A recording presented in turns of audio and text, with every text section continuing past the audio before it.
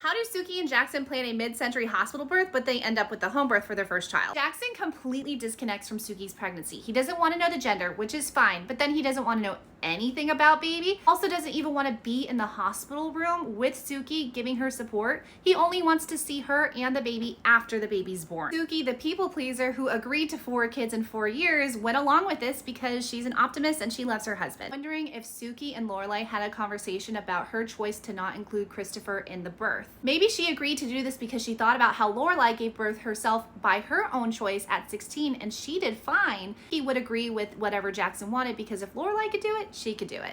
Maybe Sookie and Lorelai had a conversation where they looked back on how Christopher wasn't there, and maybe that set the tone for the rest of how Rory was raised, where Lorelai didn't have the emotional and physical support she needed giving birth. When Sookie and Lorelai had this conversation, she realizes that Jackson essentially wants to abandon Sookie at her most desperate emotional and physical hour of need. After reflecting of Lorelai's choices with Christopher and his involvement, Sookie thinks that Jackson should be involved with the pregnancy because that might reflect how involved he is as a parent later on. We know that Sookie does not like confrontation, which is why she deflected her own opinion onto Lorelai when she talked to Jackson about 4 and 4. I'm assuming she didn't even tell Jackson her concerns, and then all of a sudden, she seemingly appears out of nowhere to Jackson and Lorelai. Sookie may have overcorrected with an intense midwife, however, I don't see an overbearing midwife.